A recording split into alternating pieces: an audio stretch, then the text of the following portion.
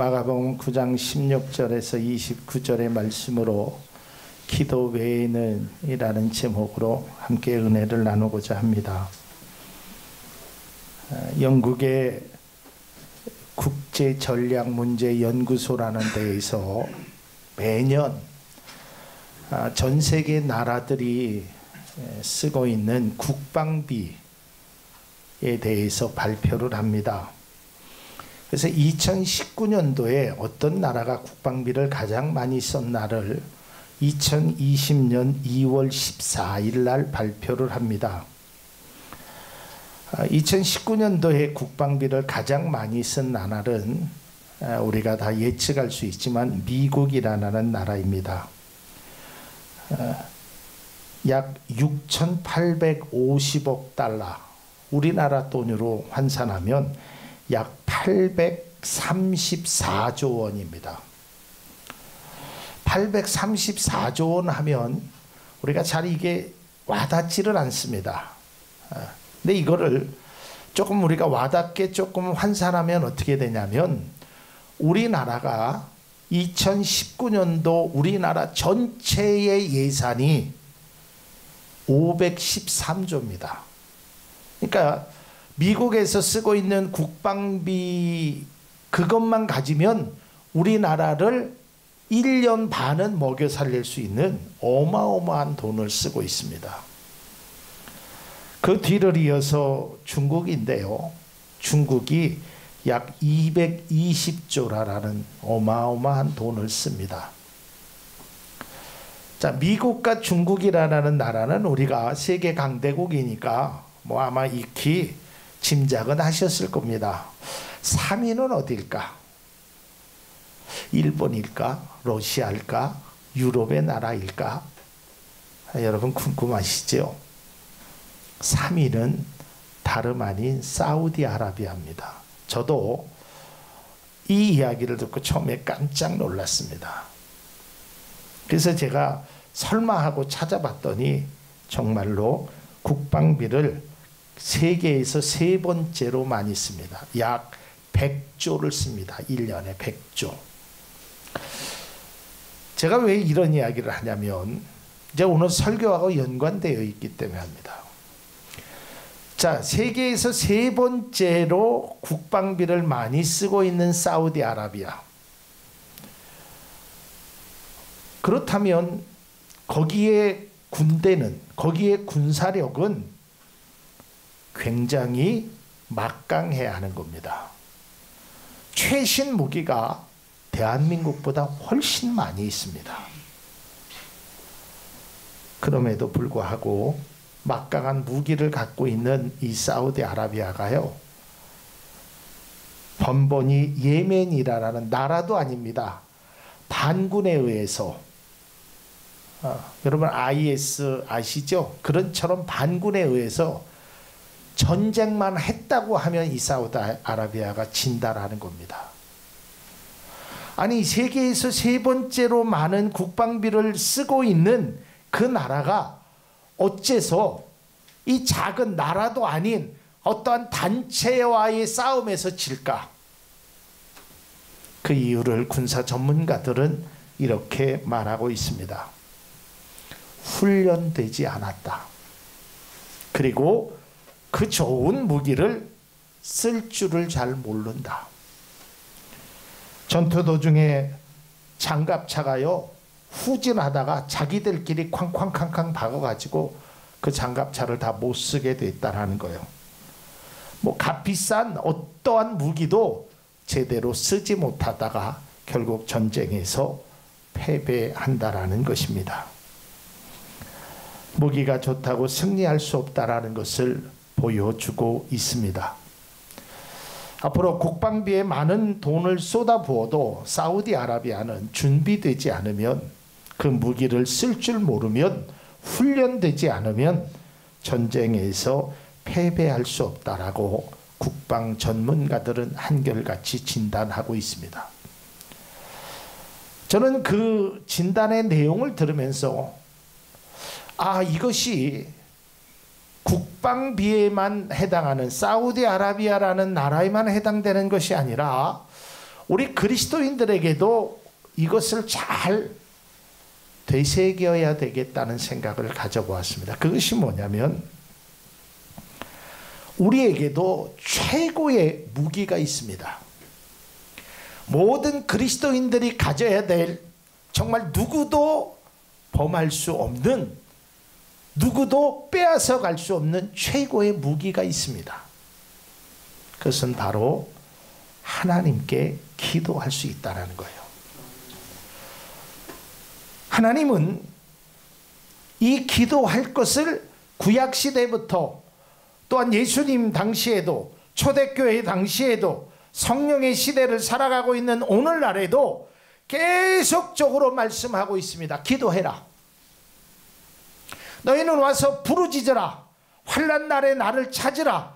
어려운 중에 나를 부르짖으라. 내가 응답하겠고 크고 비밀된 일을 내게 보이리라. 그러니까 이 기도의 무기는 누구도 범람할 수 없는 최고로 좋은 무기를 그리스도인들에게 주셨습니다. 그리스도인들에게 기도는 주님을 영적으로 만나는 시간이며 우리의 소원을 아뢰는 시간이 바로 기도입니다. 그러게 이 기도의 중요성을 예수님이 제자들에게, 사람들에게, 성경 속에서 우리들에게 보여주고 있습니다. 예수님은 항상 기도했습니다. 그리고 제자들에게도 기도할 것을 말씀했습니다. 사도 바울은 이야기합니다. 항상 기뻐하라. 쉬지 말고 기도하라. 범사에 감사하라. 이는 그리스도 예수 안에서 너희를 향하신 하나님의 뜻이다. 그러니까 우리가 쉬지 않고 기도하는 것이, 아니 주님 앞에 기도하는 것이 하나님이 우리를 향하신 뜻이라는 거예요. 지난 시간에도 우리가 보았듯이 겟세마네 동산에서 예수님은 땀방울이 핏방울이 되도록 기도하셨습니다. 그런데 그 모습을 보고 있었던 제자들은 잠을 자고 있었습니다. 이때 예수님께서 그들에게 얘들아 나와 함께 기도할 수 없겠느냐, 그러면서 시험에 들지 않게 깨어 기도할 것을 제자들에게 말씀했습니다. 그럼에도 제자들은 그 세번역 표현을 보면 너무 졸려서 눈을 뜰 수가 없어서, 세상에서 제일 무거운 것이 눈꺼풀이라고 하지 않습니까? 이 감겨진 눈을 들어 올릴 수가 없어서 그들은 잤다라는 것입니다. 왜 잤을까? 제자들은, 예수님은 그 땀방울이 핏방울이 되도록 기도하셨는데 왜 제자들은 잤을까? 절박함이 없었어요. 왜 기도해야 되는지를 몰랐단 말이에요. 아니 저분은 저렇게 열심히 기도하지만 나는 그러한 기도할 수 있는 절박함이 없어요. 왜? 나와 십자가는 관계가 없기 때문에, 내가 십자가를 지지 않기 때문에 제자들은 기도하지 않았다는 것입니다. 여러분 오늘도 마찬가지입니다. 우리에게 절박함이 없으면 기도하지 않는다는 거예요. 또한 안타까운 것은 절박함이 있음에도 불구하고 기도하지 않는 분들이 그리스도인들 중에 많이 존재하고 있다는 것입니다. 자, 이제 오늘 본문으로 돌아가서, 오늘 본문은 매우 익숙한 말씀입니다. 한 아버지가 자기의 아들을 예수님 앞에 데리고 옵니다. 근데 그 아이는 귀신 들려서 아버지가 어떻게 통제할 수 있는 선을 넘은 아이입니다. 물에 빠지기도 하고요, 불에 들어가기도 하고요, 경련을 일으키기도 합니다. 마가복음 9장 22절의 말씀을 세번역을 보면 귀신이 그 아이를 죽이려고 여러 번 불 속에도 던지고 물 속에도 던졌습니다. 하실 수 있으면 우리를 불쌍히 여기시고 도와주십시오라고 이야기합니다. 자기 아들을 불쌍히 여겨달라는 거예요. 그런데 이 말씀을 잘 보면 하실 수 있으면, 자, 왜 이 아버지는 자기의 아들이 그렇게 심각함에도 불구하고 왜 예수님 앞에 하실 수 있으면이라고 얘기했을까요? 이 아버지는 제자들을 찾아가서 한 번의 쓰라린 경험을 맛보았기 때문에 그렇습니다. 그러니까 이 아버지가 소문을 들었겠죠. 야, 예수라는 사람이 있는데 그 사람에게 찾아가면 귀신 들린 저 아이들 고치는 건 아무것도 아니래요. 얼마나 기뻤을까요? 얼마나 기대가 됐을까요? 그래가지고 예수님을 찾아갔는데 그의 제자들을 만나지 않습니까? 그의 제자들에게 부탁을 했겠지요. 내 아이의 이 귀신을 좀 쫓아내달라고. 그런데 웬걸 제자들은 쫓아내지 못했습니다. 그렇기 때문에 이 아버지는 예수님 앞에 찾아와서 예수님이면 혹시 하실 수 있습니까? 라는 생각으로 이야기한 겁니다. 이때 예수님께서 할 수 있으면이 무슨 말이냐? 믿는 자에게는 능치 못할 일이 없다. 그러면서 그 아이를 고쳐주십니다. 자, 이 모습을 옆에서 지켜보고 있던 제자들이 이제 주님 앞에 묻습니다. 근데 오늘 성경에 보면 재미난 표현이 있습니다. 조용히 물었다 그랬어요. 왜 그러냐면 자기들은 하지 못했는데 예수님은 쫓아내니까 좀 창피한 마음도 있고 또 자기 자신들의 자격지심도 있어서 예수님 앞에 사람들 없을 때 찾아가서 조용히 묻지요. 예수님, 왜 우리는 이런 것을 할 수 없었을까요? 다시 말해서 이러한 일을 할 수 있는 비결은 뭘까요? 라고 묻는 것입니다. 이때 예수님이 이야기합니다. 다른 비결은 없다. 기도 외에는. 그 다른 사본에 보면 기도와 금식 외에는 그랬어요. 여기서 금식도 굶는 것을 이야기하는 것이 아니죠. 금식 기도를 이야기하는 것이죠. 예수님이 기도밖에는 다른 방법이 없다. 저는 오늘 이 말씀을 통하여 기도의 중요성을 우리가 다시 한번 인식하고 우리 모두가 기도하는 그리스도인이 되기를 바라는 간절한 마음으로 설교를 준비했습니다. 이곳에 참석하신 예배를 드리는 모든 분들은 아마 기도의 중요성을 다 알고 계실 겁니다. 또 우리가 다 기도해봤지요. 그런데 기도의 중요성도 알고 기도를 해야 된다라는 사실은 누구나 다 알고 있는데 많은 그리스도인들이 기도하지 못하고 있다는 것입니다. 오늘날 많은 목회자들이 또한 교회의 많은 사역자들이 수없이 많은 훈련과 또한 여러 가지 일들을 행하지만 기도가 부족하다라는 것은 이구동성으로 다 하는 말들입니다. 기도를 해야 한다는 것을 알고 있음에도 실제적으로는 기도하지 못하고 있다라는 것입니다.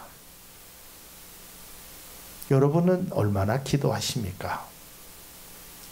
제가 기도하지 못하는 그 세 가지 이유를 조금 한번 나름대로 생각해 보았습니다. 그 첫 번째 이유는 그거 아니고요. 첫 번째 이유는 영적으로 사단의 방해가 있습니다. 여러분들 경험해 보셨는지 모르지만 예를 들어서 여러분들이 내가 어떤 문제가 있어서 월요일 날부터 금식을 해야겠다. 그래서 뭐 3일이 됐든 5일이 됐든 딱 마음에 작정을 하잖아요. 그 전날 이상하리만큼 아니면 금식하는 그 아침에 생각지도 못한 일들이 일어나요. 점심을 약속하자라고 하는 사람이 없나? 뭐 여러 가지 방해들이. 또 금식을 하려고 하면 그날 저녁에 꼭 싸우는 사람들도 있대요. 왜 그런 줄 아세요? 사단이 여러분들이 기도하는 것을 방해해요. 사단은 여러분들이 기도하는 것을 싫어합니다. 그래서 우리가 기도하겠다고 생각하는 순간 어떠한 일로든지 방해 공작을 펼친다는 거예요. 여러분, 그것을 우리가 이겨낼 수 있어야 돼요. 여러분, 우리나라 사람이 세계적으로 잘하는 운동 중에 하나가 양궁이라는 운동 아시죠? 나가면 금메달 따잖아요. 근데 대한민국 사람이요, 활을 쏠라 그러면 옆에서 우우하고 막 움직이고 방해하는 일들이 많아요. 그래서 훈련 중에 그 방해를 이기는 담대함을 가르치는 일을 행한다고 합니다. 많은 그리스도인들이 이 사단의 방해로 기도하지 못합니다. 두 번째로는 왜 우리가 기도하지 못하냐면 기도의 훈련이 되지 않아서 그래요. 앞서도 얘기했지만 사우디아라비아가 아무리 좋은 무기, 아무리 비싼 무기, 최첨단의 무기를 가지고 있다고 하여도 훈련되어 있지 않으면 그 무기가 유명무실하게 됩니다. 우리의 삶도 마찬가지입니다. 그리스도인의 삶에 기도가 훈련되어 있지 않으면 기도하는 것이 얼마나 힘들다는 것을 우리 스스로 느끼게 됩니다. 그리고 세 번째는 세상 일에 바빠서 기도하지 못합니다. 뭐가 그렇게 바쁜지 바쁘지요. 여러분, 지난 주일날 우리가 만나고 딱 일주일 만에 만났잖아요. 뭘 했는지 일주일이 금방 갔잖아요. 뭘 했는지 몰라요. 그처럼 바쁜 삶을 살다 보니까 우리가 기도하지 않는다는 것입니다. 근데 문제는 기도하지 않으면 오늘 예수님의 제자들처럼 아무런 능력이 나타나지 않는다는 거예요. 사우디아라비아의 군대처럼 전쟁에서 패배하듯이 우리는 영적인 전쟁에서 패배한다라는 거예요. 기도하지 않고 신앙생활한다라는 것이, 기도하지 않고 믿음의 삶을 유지한다라는 것이 얼마나 힘든 일임을 우리는 깨달아야 돼요. 그런데 우리는 그동안 기도하지 않고 그리스도인의 삶을 살려고 그냥 애썼단 말이에요. 기도는 누구나 언제나 할 수 있습니다. 기도하는데 어떤 제약도 조건도 없습니다. 그럼에도 우리의 삶을 뒤돌아보면 기도가 없었습니다. 기도가 실종되었다는 겁니다. 혹시 이곳에 계신 여러분들, 나는 과연 얼마나 기도했는지 스스로 우리가 점검해 볼 수 있기를 바랍니다. 혹시 기도를 잃어버리고 살았다면 다시 시작해야 합니다. 지금이라도 늦지 않습니다. 기도해야 합니다. 기도는 생명이고 기도는 나의 삶을 변화시킬 수 있는 능력이 되는 것입니다. 여러분, 초대교회에서 예수님의 제자들의 삶의 모습을 보면 지금 마가복음 9장에 나타난 제자들의 모습, 또 우리가 지지난주에 봤던 고난주간에 봤던 그 제자들의 모습과는 사뭇 다릅니다. 그 변화가, 그 능력이 어디서 시작되었을까요? 그건 바로 오순절 다락방에서 기도함으로 시작되었다는 겁니다. 사도행전 1장 13절에서 14절 말씀입니다. 들어가 그들이 유하는 다락방으로 올라가니 베드로, 요한, 야고보, 안드레와 빌립, 도마와 바돌로메, 마테와 및 알페오의 아들 야고보, 셀로신 시몬, 야고보의 아들 유다가 다 거기 있어 여자들과 예수의 어머니 마리아와 예수의 아우들도 더불어 마음을 같이하여 오로지 기도에 힘쓰더라. 기도했습니다. 그러다 보니까 예전에 비겁하고 도망갔고 예수님을 부인했던 그 나약한 제자들이 완전히 달라졌습니다. 그래서 사도행전 3장에 보면 베드로와 요한이 제9시 기도 시간에 성전에 갔을 때 앉은 뱅이를 일으켜 세웠습니다. 나면서 안진뱅이였습니다. 걷지 못했던 사람입니다. 그 사람이 40년 동안 안진뱅이로 살았습니다. 그런데 베드로와 요한이 은과 금은 내게 없거니와 나사렛 예수의 이름으로 명하노니 일어나라라고 말하는 그 말에는 그들의 기도가 있었다는 겁니다. 기도로 훈련되었다는 것입니다. 기도로 무장되었다는 것입니다. 또한 사도행전 9장에 보면 베드로가 루다에 사는 애니아의 중풍병을 고칩니다. 또한 요바에 가서 도르가라는 여인이 죽었습니다. 죽은 자를 살리는 그 일을 베드로가 행합니다. 여러분, 귀신 들렸던 아이, 그 아이를 제자들이 아무도 변화를 시키지 못했습니다. 그랬던 제자들이 이제는 나면서부터 평생 걷지도 못했던 사람을 일으켜 세웠습니다. 죽은 시체를 살리는 그러한 일을 행했습니다. 그 능력이 어디서 나타났습니까? 그것은 바로 기도했다라는 것입니다. 기도의 힘이며 기도의 능력에서 시작되었다는 것입니다. 우리가 늘 해야만 하는 기도, 우리의 삶에 꼭 필요한 그 기도에 대해서 말씀을 함께 나누고자 합니다. 많은 사람들이 기도를 참 어렵다라고 이야기를 합니다. 기도하는 것이 어렵다라고 얘기합니다. 그 이유가 바로 여기에 있다라고 생각합니다. 첫 번째, 기도는 응답의 목적보다는 하나님과의 교제를 위함이 되어야 됩니다. 우리가 기도에 대해서 오해하고 있는 부분 중에 하나입니다. 여러분, 기도가요, 주민센터가 되어서는 안 됩니다. 그게 무슨 말이냐면, 여러분들이 필요한 서류가 있을 때 주민센터를 가지요. 물론 요즘은 온라인으로 하지만 평상시에는 주민센터를 갈 필요가 없지요. 주민등록등본을 띈다든지 뭐 인감을 띈다든지 그때만 민원을 해결하기 위해서만 우리가 방문하는 것이 주민센터. 여러분의 가지고 있는 문제 민원만을 해결하기 위해서 기도하면 우리의 기도는 더 이상 이게 나아가지를 못해요. 여러분들의 문제가 있으면 뭐 우리가 인생에 얼마나 많은 문제가 있겠어요. 제가 여러분들의 기도 제목을 이 강대상에서 한 장 한 장 넘겨가면서 여러분들이 써낸 기도 제목을 하나님 앞에 아뢰입니다. 제가 이거 다 하나님 앞에 아뢰는데 1시간밖에 안 걸려요. 제가 시간 재보니까 1시간이면 충분히 다 아뢰겠더라고요. 그런데 여러분 스스로가 혼자서 그걸 아뢰면 뭐 5분도 안 걸리죠. 그러니까 무슨 기도를 어떻게 해야 되는지를 잘 모르고 있다는 거예요. 어떤 문제를 해결하는 데만 기도가 치중되어 있으면 우리의 기도는 정말 주님이 원하시는 그 기도가 아니란 말이에요.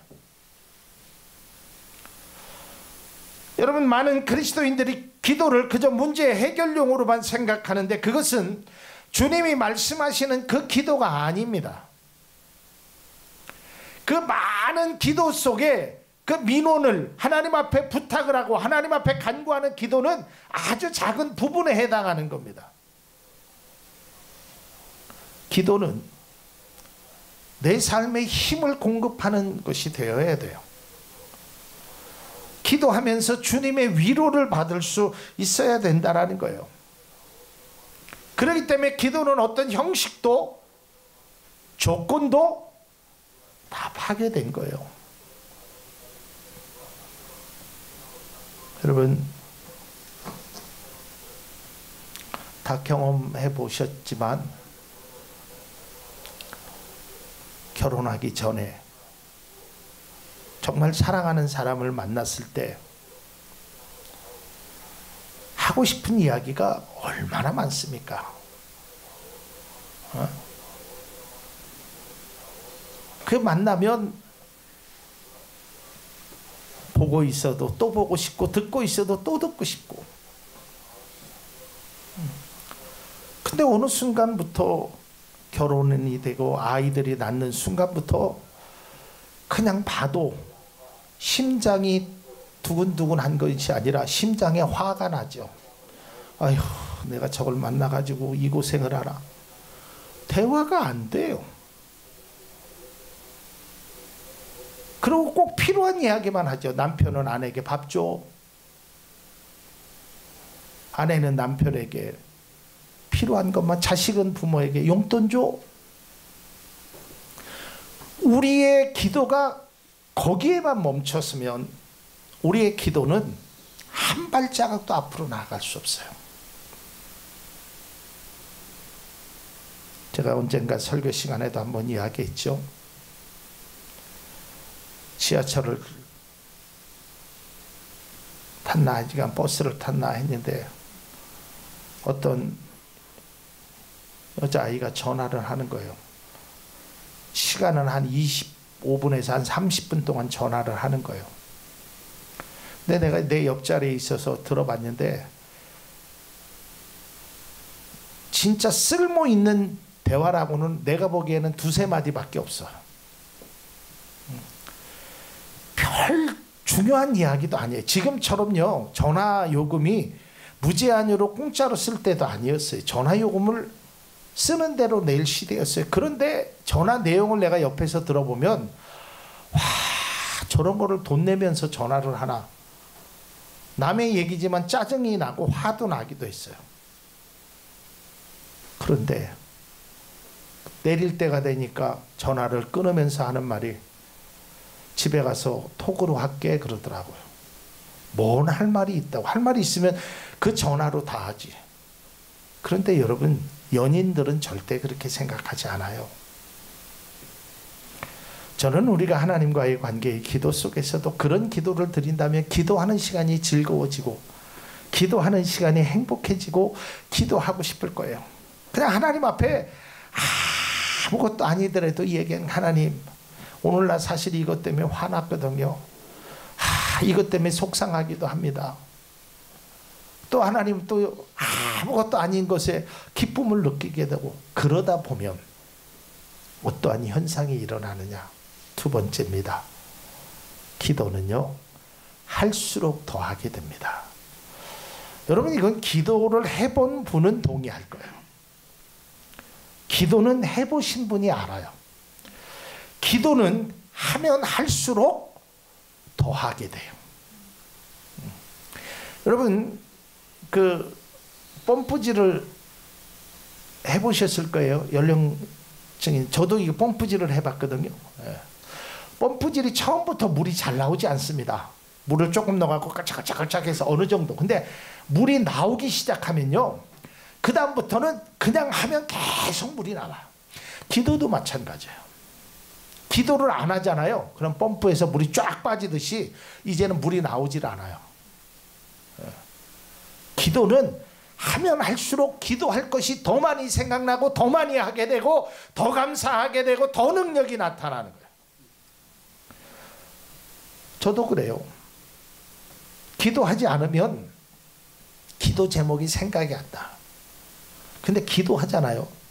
제가 여러분들의 기도 제목을 놓고 제가 기도하면 생각지도 않았던 사람을 또 생각나게 하나님이 해주셔요. 그럼 또 그 사람을 위해서 기도하는 거예요. 그러다 보면 또 생각이 나게 되는 거예요. 그렇게 되는 거예요. 내 계획하고는 달라지는 거예요. 여러분, 다른 사람에게요, 뭔가를 베푼다고 베풀어 본 사람은 알 거예요.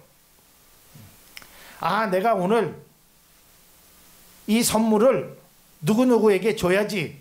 그냥 뭐 추석이 됐으니까 감사한 마음이 있으니까 그래서 선물을 사다 보면 3개를 사면 또 그 사람이 걸리네. 또 하나를 더 사다 보면 저 사람도 생각이 나네. 그래서 선물이 내가 계획한 대로가 아니 더 많은 것을 준비하게 되는 겁니다. 기도도 마찬가지입니다. 내가 하는 기도가 처음에는 짧은 시간에 내가 원하는 기도를 하는데 기도의 영적인 깊은 속으로 들어가면 그 다음부터는 하나님이 나를 기도의 굴로, 기도의 사명으로 나를 이끌어 주시는 거예요. 그게 방언이고 그것이 다른 사람을 위하여 중보의 기도를 하는 겁니다. 근데 기도하지 않으면 그런 것들이 생각나지 않는다는 거예요. 기도하면 나의 허물이 발견되고 기도하지 않으면 남의 허물만 보이게 됩니다. 기도는 하면 할수록 기도의 깊은 맛을 알게 됩니다. 그러기에 자꾸만 기도하게 되는 것입니다. 기도하고 싶다는 생각이 드는 것입니다. 그 맛을 느끼기 위해서 계속 기도하는 것입니다.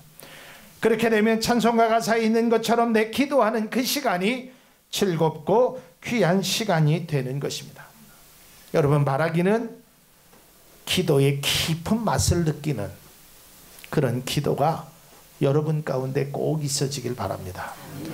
여러분, 운동을 하신 분들은 알 겁니다. 이 더운 여름에 운동을 해갖고 막 땀이 쫙 흘려본 사람, 그것도 막 이 안에서부터 몸 안에서부터 후끈후끈 달아오르는 그 땀을 진짜 흘리고 나면 그 땀이 얼마나 귀하고 그 맛이 얼마나 좋다라는 걸 압니다.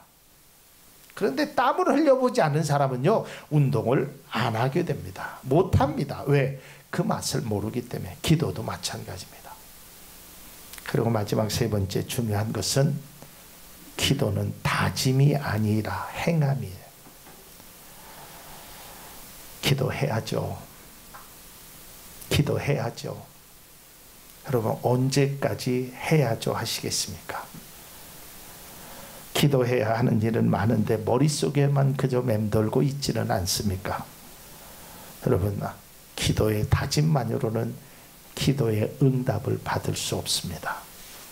우리가 2020년도를 시작하면서 기도해야겠다고 다짐을 하고 해결되지 않은 문제 앞에서 답답한 마음을 가지고 기도해야겠다는 마음을 가졌지만 여전히 입술은 닫혀 있습니다.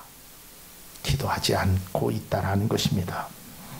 이제 우리는 기도의 다짐의 벽을 넘어 기도를 행하는 그리스도인이 될 수 있기를 바랍니다.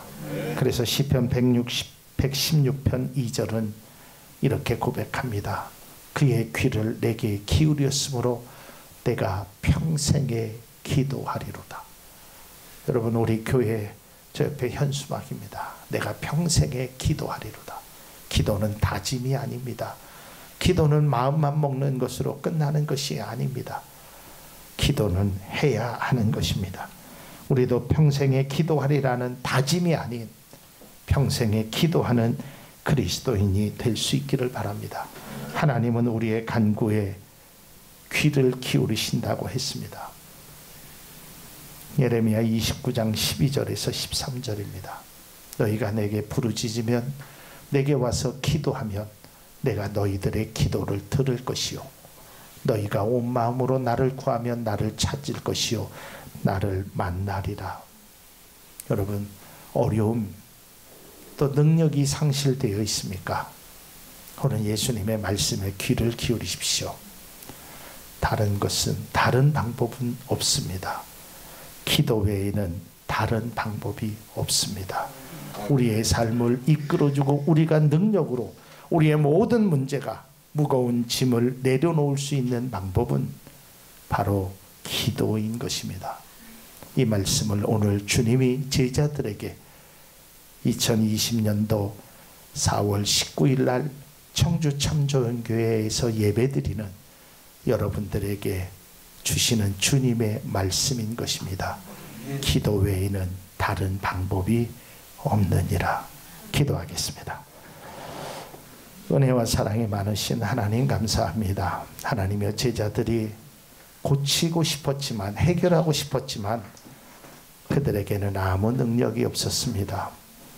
기도의 능력을 주님께서 주셨음에도 불구하고 나사렛 예수의 이름을 명할 수 있었음에도 불구하고 그들은 기도하지 않았기에 아무런 능력을 쓰지 못했음을 오늘 본문의 말씀에 보게 됩니다. 하나님, 우리가 오늘 주님의 말씀처럼 기도 외에는 기도하지 않고는 다른 방법이 없다는 것을 다시 한번 깨닫고 기도를 다짐하는 것이 아니라 기도를 행하는 그리스도인이 되게 하여 주옵소서. 예수님 이름으로 기도하옵나이다. 아멘.